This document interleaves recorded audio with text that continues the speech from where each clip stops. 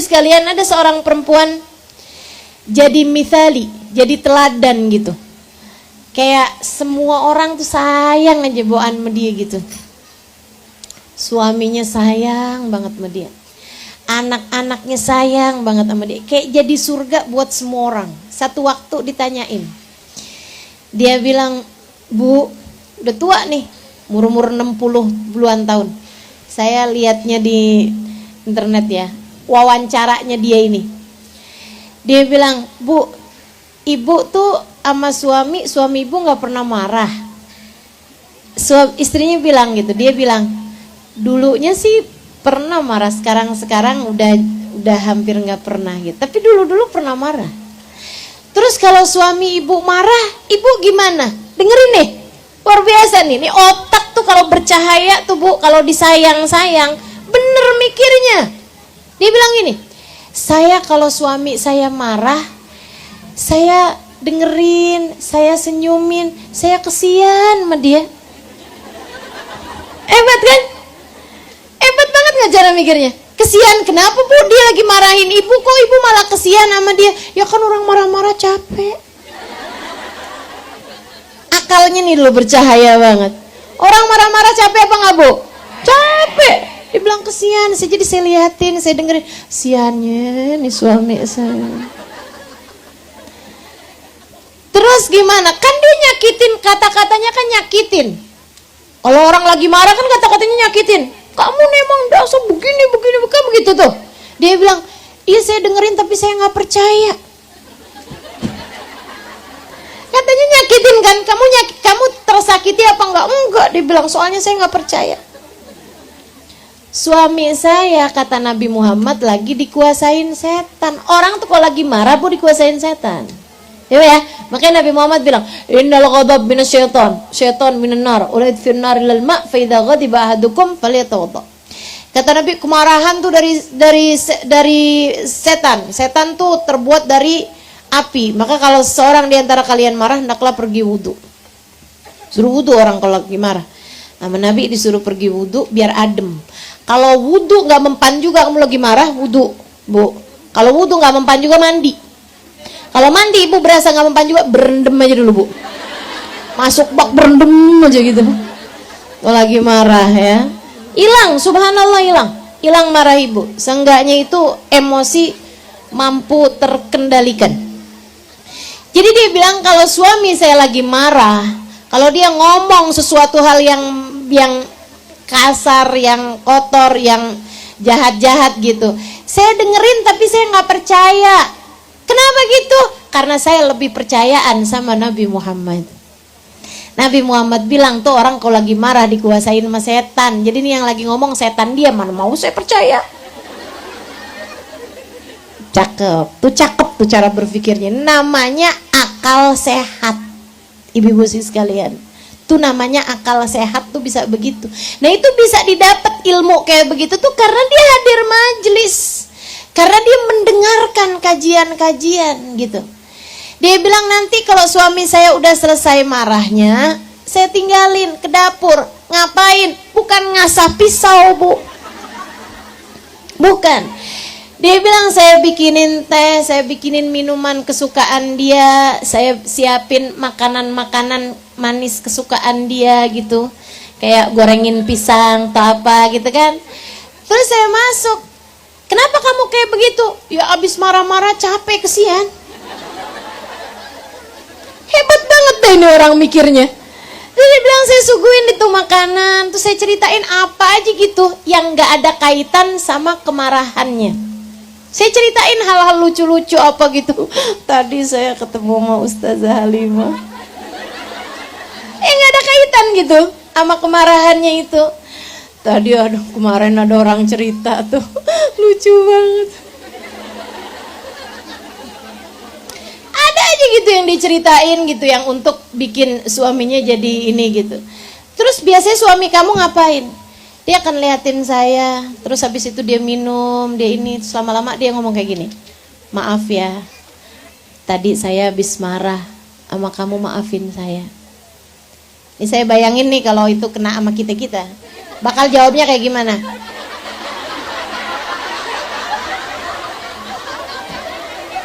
makanya.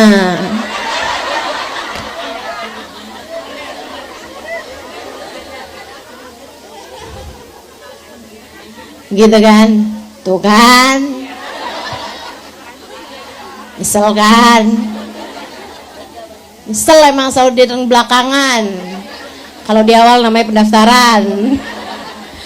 Teman-teman sih sekalian, enggak gitu. Dia bilang nanti tuh suami saya akan minta maaf, suami saya akan ngomong, saya tuh tadi ngomong kayak gitu tuh nggak beneran.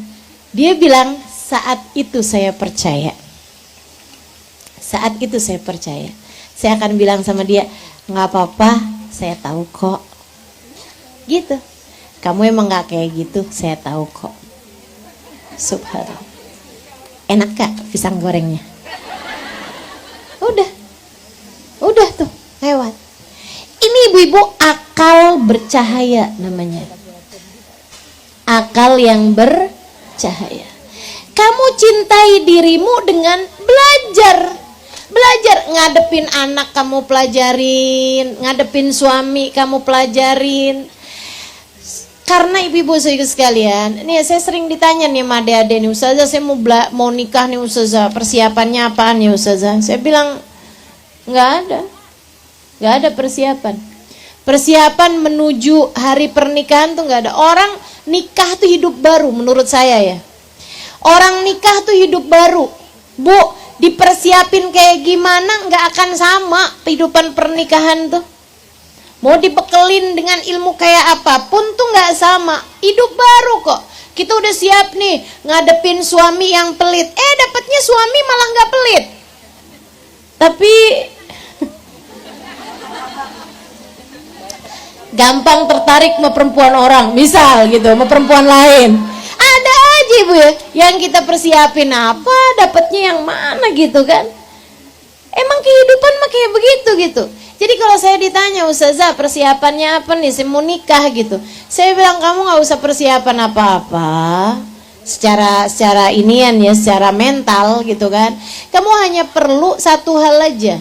Karena yang namanya nikah tuh kehidupan yang baru, sama kayak anak tuh, anak kecil lahir di atas muka bumi gitu kan. Ia punya kehidupan yang baru, nggak sama kehidupan di dalam rahim ibunya gitu. Dia cuma perlu satu aja. Apa itu? Jangan berhenti belajar. Jangan berhenti belajar. Pelajari suami kamu. Oh, suami saya kalau saya begini dia nggak senang. Ya udah saya tinggalin gitu.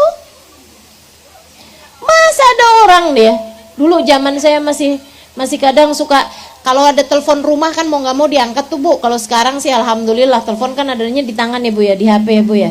Saya nggak ngangkat tuh kalau telepon nomor yang saya nggak kenal. Jadi ibu-ibu nggak usah dah telepon saya. Nggak saya angkat.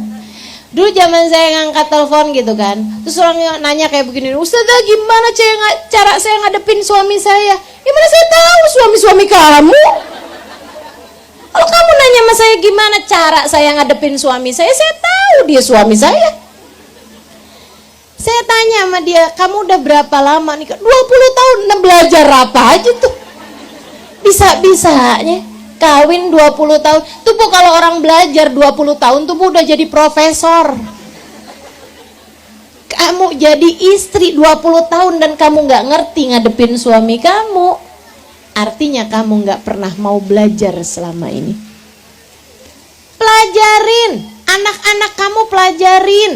Yang ini gak bisa dikerasin, gitu kan? Yang ini kalau diomongin itu mesti pakai bahasa yang kayak gini. Yang ini kalau ngomong sama dia mesti to the point. Yang ini kayaknya lebih ngerti bahasa sentuhan, kayak dia paling seneng banget dipeluk-pelukin. Yang satu dia nggak demen tuh dipeluk-pelukin, tapi senengnya diomongin. Itu ibu-ibu sedikit sekalian pelajarin.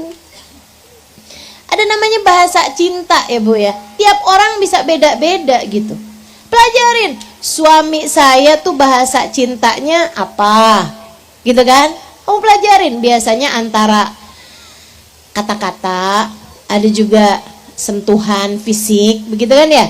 Seneng dipelukin, seneng dipegangin gitu.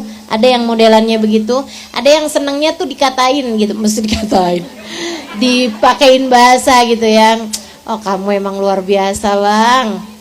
Andai waktu bisa kuulang, tak akan ku memilih pasangan lain selain dirimu. Kamu adalah seorang suami yang selalu bisa saya andalkan. Aduh, saya nggak ngerti deh, kayaknya kalau hidup nggak sama kamu nih, aduh, terus pokoknya repot dah.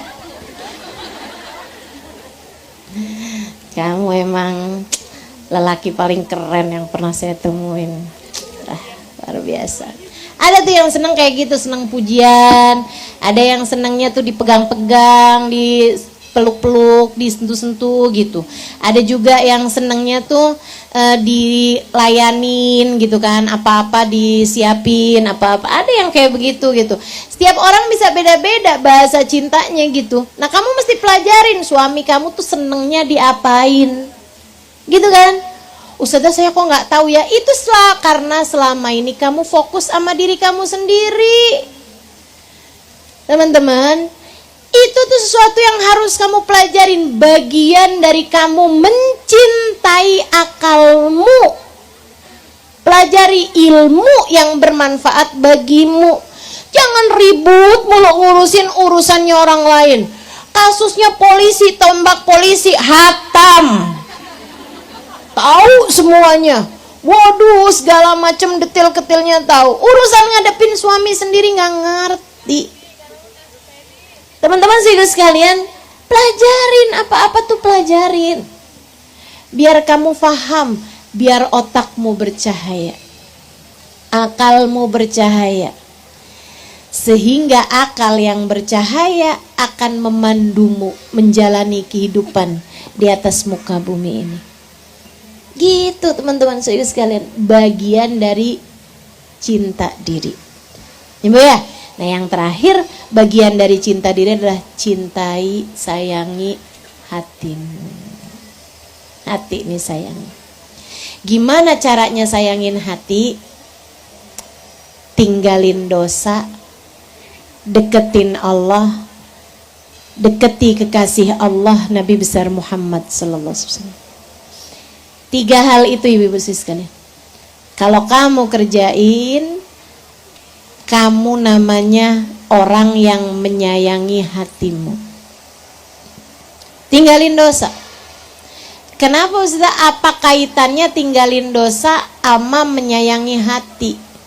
Nabi Muhammad bilang, "Idza adnabal 'abd nakat fi qalbihi nuqtah sauda. Fa idza astaghfar wa tab imtasah." Kata Nabi Muhammad, apabila seseorang mengerjakan satu perbuatan dosa, tertorehlah di dalam hatinya satu titik hitam. Kalau dia bertaubat, berbuat baik, kehapus. Tapi kalau enggak, satu titik hitam, dosa lagi, satu titik hitam, sampai hatinya jadi hitam semua. Kalau udah orang hatinya hitam semua, ibu-ibu sekalian, udah bukan sampah hati lagi, udah bukan kotoran hati lagi, jadinya ran. Yang Allah sebut dalam Al-Quran, kalabal rana ala qulubihim bima kanu yaksibun. Kata Allah, ada ran di hati hamba-hamba ini, ada ran di hati sebagian manusia ini, disebabkan perbuatan dosa yang mereka kerjakan.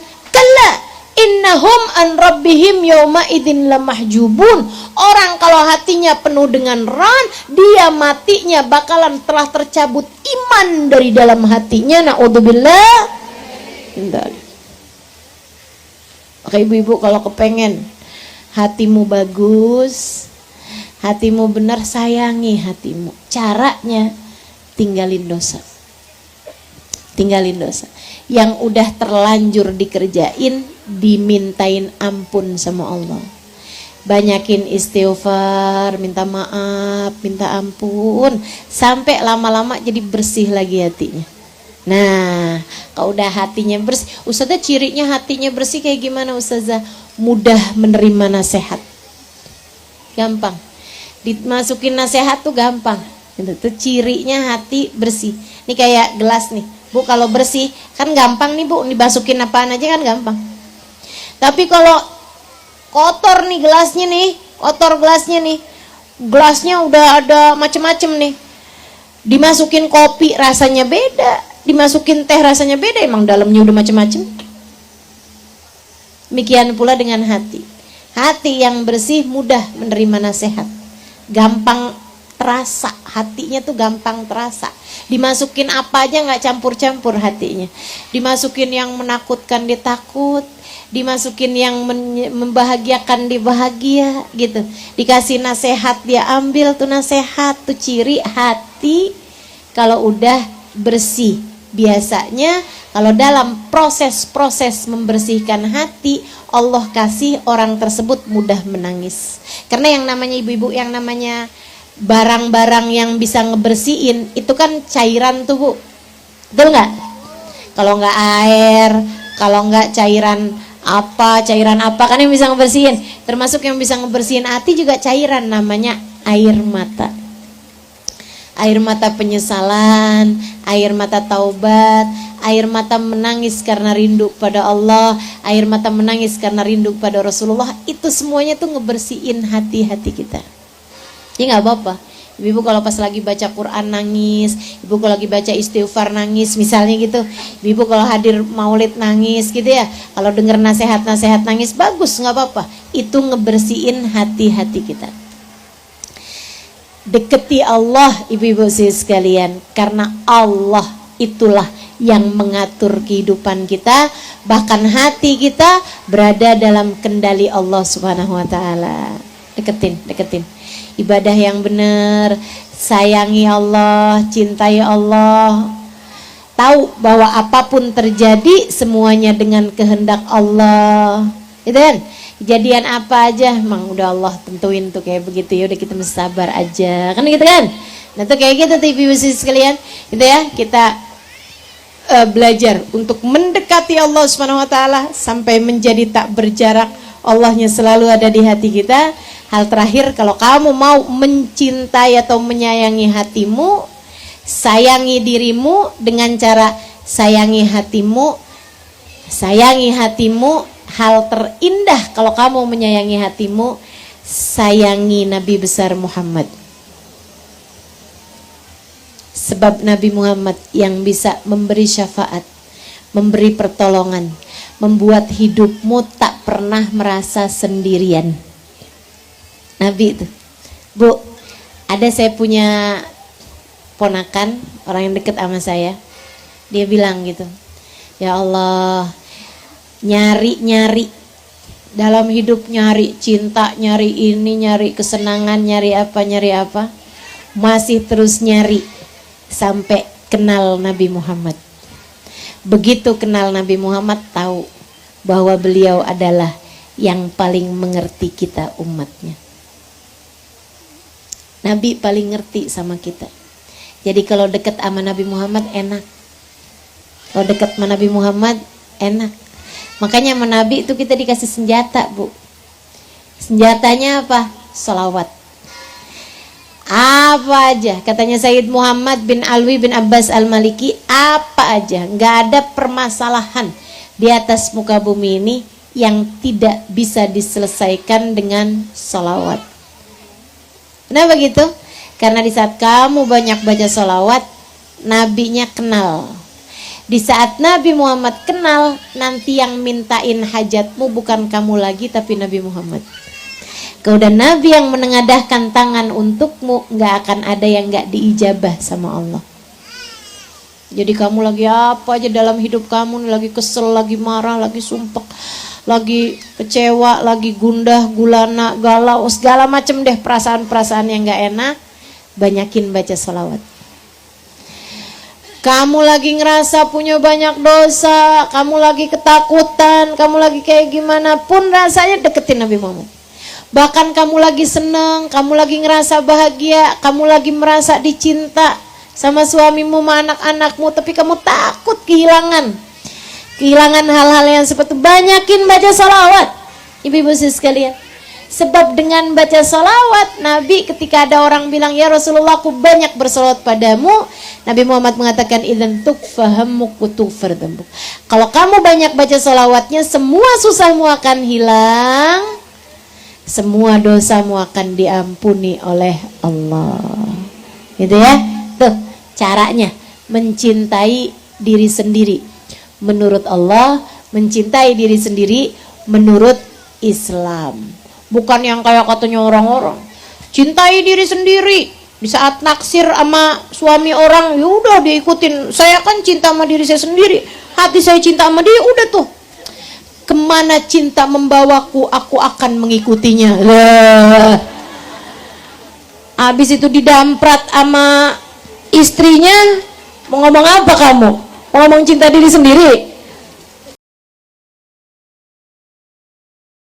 Gitu caranya ibu sekalian. Cinta diri sendiri seharusnya membawa kita kepada kebahagiaan hidup dunia hingga akhirat. Kalau kamu cinta sama diri sendiri, sayang sama diri sendiri, pastikan dirimu selalu berada dalam keadaan nyaman, mau di dunia sampai akhirat. Insya Allah. Rabbana zalamna anfusana wa illam taghfir lana wa tarhamna lanakunanna minal khasirin. Rabbana atina fid dunya hasanah fil akhirati hasanah wa qina adzabannar. Da'wahum fi subhanakallahumma wa tahiyyatuhum fiha salam. Akhiru da'wana anil hamdulillahi rabbil alamin. Mudah-mudahan dapat diamalkan. Ila hadratin Nabi. Al-Fatihah.